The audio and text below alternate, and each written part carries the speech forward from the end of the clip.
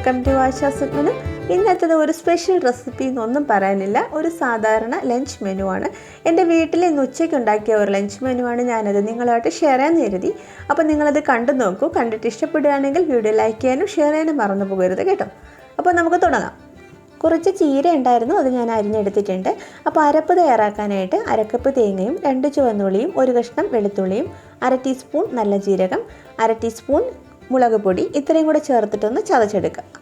ഇനി ഇതിലേക്ക് കുറച്ച് കറിവേപ്പിലയും കൂടെ ചേർത്തിട്ട് ഒന്ന് കറക്കിയെടുക്കുക. അപ്പോഴത്തേക്കും ഇതുപോലെ ഒന്ന് കിട്ടിയിട്ടുണ്ട്. ഇനി നമുക്ക് തോരൻ തയ്യാറാക്കാനായിട്ട് ഒരു പാനിൽ 2 ടീസ്പൂൺ ഓയിൽ ചൂടായപ്പോൾ അതിലേക്ക് 1/2 ടീസ്പൂൺ കടുകും 1 ചുവന്നുള്ളി അരിഞ്ഞ് മൂപ്പിച്ചിട്ടുണ്ട്. അതിലേക്ക് 2-3 ഉണക്കമുളകും കുറച്ച് കറിവേപ്പിലയും കൂടി ഇട്ടിട്ട് നമ്മുടെ സാധാരണ കടുക് താളിക്കൽ തന്നെയാണ്. അപ്പോൾ അത് കഴിഞ്ഞിട്ടുണ്ട്. ഇനി ഇതിലേക്ക് ഇതിൻ്റെ തണ്ട് ഞാൻ അരിഞ്ഞ് വെച്ചിട്ടുണ്ടായിരുന്നു. തണ്ട് ഇങ്ങനെ സെപ്പറേറ്റ് അരിഞ്ഞെടുക്കണമെന്നൊന്നുമില്ല കേട്ടോ. എൻ്റെ അമ്മയൊക്കെ ഇലയും തണ്ടൊക്കെ ഒരുമിച്ച് തന്നെയാണ് അരിഞ്ഞെടുക്കുന്നത്. ഞാനിങ്ങനെയാണ് ചെയ്യുന്നത്. അപ്പോൾ തണ്ടും ഒരു പച്ചമുളകും കൂടെ ചേർത്തിട്ടൊന്ന് ഇളക്കി കൊടുക്കുക. ഒരു 30 സെക്കൻഡൊക്കെ ഇളക്കിയാൽ മതിയാവും. അതിനുശേഷം ബാക്കി ഇലയും ആവശ്യത്തിനുള്ള ഉപ്പും, ഞാനിപ്പോൾ 1/2 ടീസ്പൂൺ ഉപ്പാണ് ചേർത്ത് കൊടുത്തത്. ഇനി ഒന്ന് ഇളക്കി കൊടുത്തതിന് ശേഷം അടച്ച് വെച്ചിട്ട് ഒരു 2-3 മിനിറ്റ് നമുക്ക് കുക്ക് ചെയ്യാം. ഇപ്പം ഞാനത് തുറന്നിട്ടുണ്ട്.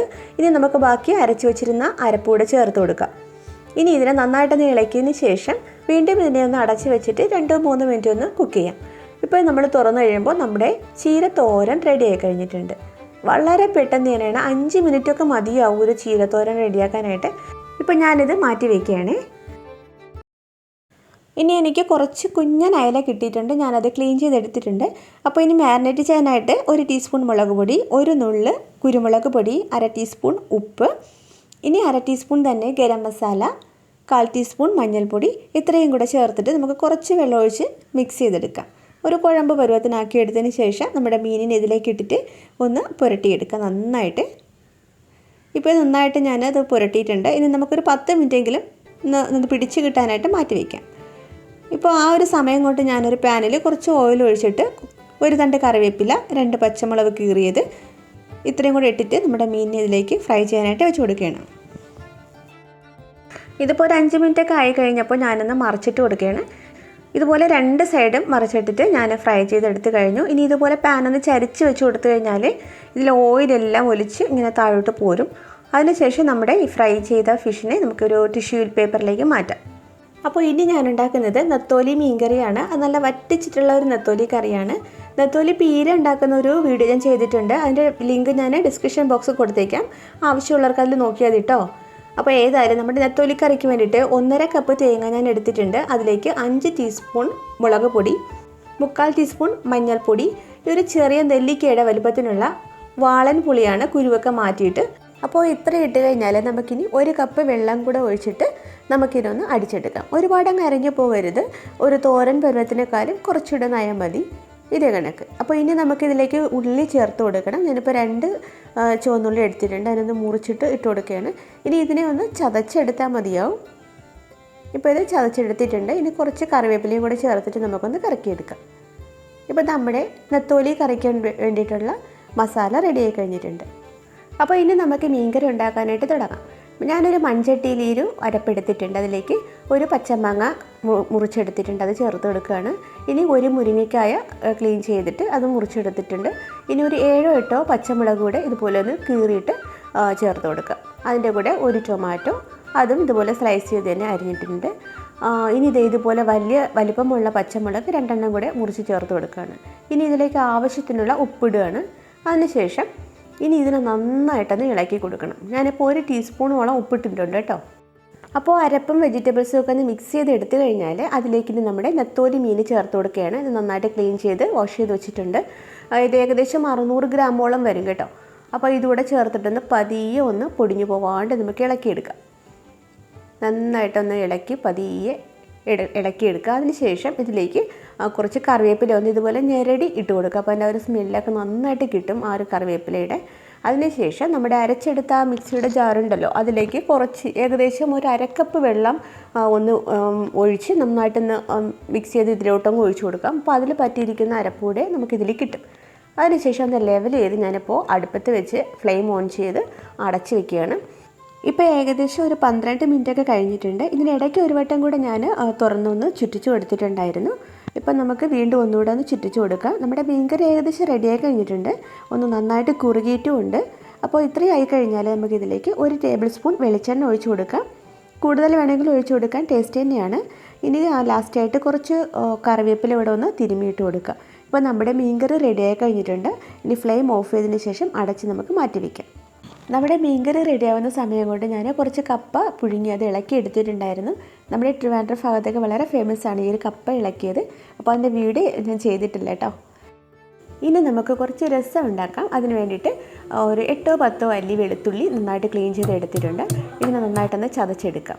അപ്പോൾ അത് ചതച്ച് കഴിഞ്ഞാൽ അതിലേക്ക് ഏകദേശം 1 ടീസ്പൂണോളം കുരുമുളക് ചേർത്തിട്ട് അതും ഒന്ന് ചതച്ചെടുക്കാം. കുരുമുളകൊക്കെ ഓരോരുത്തരുടെ എരിവിനനുസരിച്ച് കൂട്ടുകയോ കുറയ്ക്കുകയൊക്കെ ചെയ്യാം കേട്ടോ. അപ്പോൾ ഇനി നമുക്കിതിലേക്ക് ഒരു 3-4 ചുവന്നുള്ളി കൂടി ചേർത്തിട്ടൊന്ന് ചതച്ചെടുക്കാം. ഇതും ചതച്ച് കഴിഞ്ഞാൽ ഇനി ഒരു 4 പച്ചമുളക് കൂടെ ചേർത്തിട്ട് നമുക്ക് ചതച്ചെടുക്കണം. ഇത്തിരി അത്യാവശ്യം എരിവുള്ള ഒരു രസമാണ് കേട്ടോ ഞാൻ ഉണ്ടാക്കുന്നത്. അപ്പോൾ ഇതുകൂടെ ചേർത്തിട്ടൊന്ന് ചതച്ചെടുക്കുകയാണ്. ഇനി നമുക്കിതിലേക്ക് കുറച്ച് മല്ലിയിലയും കറിവേപ്പിലയും കൂടെ ചേർത്തിട്ടൊന്ന് ചതച്ചെടുക്കാം. ഇത് ചതച്ച് കഴിഞ്ഞാൽ ഇനി കുറച്ച് ഉലുവപ്പൊടിയാണ് ചേർത്ത് കൊടുക്കേണ്ടത്. 1/4 ടീസ്പൂണിൽ താഴെ മതി കേട്ടോ. കൂടിപ്പോയി കഴിഞ്ഞാൽ നല്ല കയ്പ്പ് രസം ഉണ്ടാവും. അപ്പോൾ അതുകൊണ്ട് കുറച്ച് തന്നെ മതി. അപ്പോൾ അതുകൂടെ ചേർത്ത് ഞാൻ ചതച്ചിട്ടുണ്ട്. അപ്പോൾ ഇത്രയും ചതച്ച് മാറ്റി വെച്ച് കഴിഞ്ഞാൽ നമുക്കിനി രസം ഉണ്ടാക്കാനുള്ള പാത്രം അടുപ്പത്ത് വെച്ചിട്ട് ചൂടാക്കാം. അതിലേക്ക് 2 ടേബിൾ സ്പൂൺ ഓയിൽ ഒഴിച്ച് കൊടുത്തിട്ടുണ്ട്. വെളിച്ചെണ്ണയാണ്. ഇതും ഒന്ന് ചൂടായി കഴിഞ്ഞാൽ 1/2 ടീസ്പൂൺ കടുക് കൂടെ ഇട്ട് പൊട്ടിച്ചിട്ടുണ്ട്. അതിനുശേഷം കടുക് പൊട്ടിക്കഴിഞ്ഞാൽ നമ്മൾ ചതച്ച് വെച്ചിരിക്കുന്ന ആ ഒരു കൂട്ടുകൂടെ ചേർത്തിട്ടൊന്ന് മൂപ്പിച്ചെടുക്കാം. ഒരുപാടൊന്ന് റോസ്റ്റ് ആവരുത് കേട്ടോ. അപ്പോൾ നമുക്കൊന്ന് ലോ ഫ്ലെയിമിൽ വെച്ചിട്ട് മൂപ്പിച്ചെടുക്കാം. ആ ഒരു സമയം കൊണ്ട് നമുക്കിതുപോലെ ചെറിയൊരു നാരങ്ങയുടെ വലുപ്പത്തിൽ വാളൻ പുളി ഞാൻ എടുത്തിട്ടുണ്ട്. ഇതിന് നമുക്ക് കുറച്ച് വെള്ളം ഒഴിച്ചിട്ട് നമുക്ക് ഒന്ന് കുതിരാനായിട്ട് വയ്ക്കാം. നമ്മുടെ ഈ കൂട്ട് അത്യാവശ്യം റോസ്റ്റായി വന്നിട്ടുണ്ട്. ഇനി നമുക്ക് 1/2 ടീസ്പൂൺ മല്ലിപ്പൊടി, 1/2 ടീസ്പൂൺ മുളക് പൊടി, ഇനി ഇതുപോലെ LG കായത്തിൻ്റെ ചെറിയൊരു പീസ് ഇട്ട് കൊടുക്കണം. LG തന്നെ വേണമെന്നില്ല, ഏത് ബ്രാൻഡായാലും കുഴപ്പമില്ല, പൊടി കായമായാലും കുഴപ്പമില്ല കേട്ടോ. അപ്പോൾ ഇനി കുറച്ച് ഉപ്പിട്ട് കൊടുക്കുന്നുണ്ട്. 1/2 ടീസ്പൂൺ മഞ്ഞൾപ്പൊടി. ഈ പൊടികളുടെയൊക്കെ ഒരു പച്ച ചുവ മാറുന്നത് വരെ നമുക്ക് ഇളക്കി കൊടുക്കാം. അപ്പോൾ പച്ചച്ചുവയൊക്കെ മാറിക്കഴിഞ്ഞാൽ 1 ടൊമാറ്റോയും 2 പച്ചമുളകും കൂടെ ഒന്ന് കട്ട് ചെയ്തത് നമുക്ക് ചേർത്ത് കൊടുക്കാം. ഇനി നന്നായിട്ടൊന്ന് ഇളക്കി കൊടുക്കാം. ഇതൊന്ന് വാടി തുടങ്ങുന്ന സമയത്ത് നമുക്ക് കുറച്ച് ജീരകം കൂടെ ചേർത്ത് കൊടുക്കുകയാണ്. ഒരു നുള്ളാണ് കേട്ടോ. ഇതൊരു ഓപ്ഷനാണ്, വേണമെങ്കിൽ ചേർത്താൽ മതി. എന്തായാലും ഞാനിത് ചേർത്തിട്ട് തന്നെയാണ് രസം എപ്പോഴും ഉണ്ടാക്കുന്നത്. നല്ല ടേസ്റ്റ് തന്നെയാണ്. അപ്പോൾ അത് കൂടി പോകാൻ പാടില്ല കേട്ടോ ജീരകം. അപ്പോൾ ഇത്രയായി കഴിഞ്ഞാൽ നമ്മുടെ രസത്തിന് വേണ്ടിയിട്ട് പിഴിഞ്ഞ് വെച്ചിട്ടുണ്ടായിരുന്ന പുളി വെള്ളം ഞാനതിൽ ഒഴിച്ചു കൊടുക്കുകയാണ്. ഏകദേശം 4.5 കപ്പ് വെള്ളത്തിലാണ് കേട്ടോ ഞാൻ ഈ പുളി പിഴിഞ്ഞെടുത്തിരുന്നത്. അത്രയും വെള്ളം അതിൽ ഒഴിച്ചു കൊടുക്കാം. അതിനുശേഷം ഇളക്കി നോക്കുക. ഇനി ഇതിൽ ഉപ്പൊക്കെ കറക്റ്റായിട്ട് ആയിട്ടുണ്ടോ എന്ന് ചെക്ക് ചെയ്ത് നോക്കാം നമുക്ക്. ചില ആൾക്കാർക്കുണ്ടല്ലോ രസം വെട്ടി തിളയ്ക്കുന്നത് അവർക്ക് ഇഷ്ടപ്പെടത്തില്ല. അങ്ങനെയുള്ളവർക്ക് ഇതുപോലെ തിളയ്ക്കുന്നതിന് മുൻപ് ഫ്ലെയിം ഓഫ് ചെയ്തേക്കാം. അല്ല, തിളപ്പിച്ചെടുക്കുന്ന ആൾക്കാരാണെങ്കിൽ ഇതുപോലെ നന്നായിട്ട് തിളച്ചതിന് ശേഷം കുറച്ച് മല്ലിയിലയും കൂടെ ചേർത്തിട്ടൊന്ന് വീണ്ടും ഒന്ന് കുറച്ചൊന്ന് തിളപ്പിക്കുക. അതിനുശേഷം ഫ്ലെയിം ഓഫ് ചെയ്ത് നമ്മുടെ രസം ചൂടോടുകൂടി തന്നെ ഉപയോഗിക്കാം. ഇപ്പോൾ കണ്ടില്ല, നല്ല ചൂട് രസം നമ്മൾ റെഡിയാക്കി കഴിഞ്ഞിട്ടുണ്ട്. അപ്പോൾ ഇനി നമുക്ക് ചോറ് വിളമ്പാം.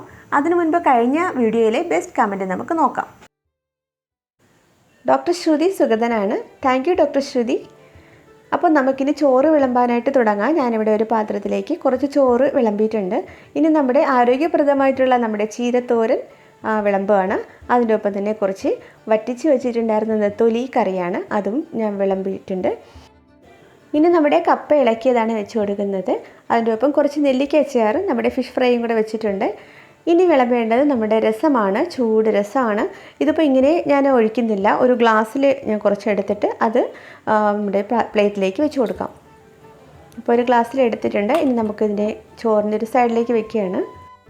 അങ്ങനെ വളരെ സ്വാദിഷ്ടമായ നമ്മുടെ ഈസി ലഞ്ച് മെനു റെഡിയായി കഴിഞ്ഞിട്ടുണ്ട്.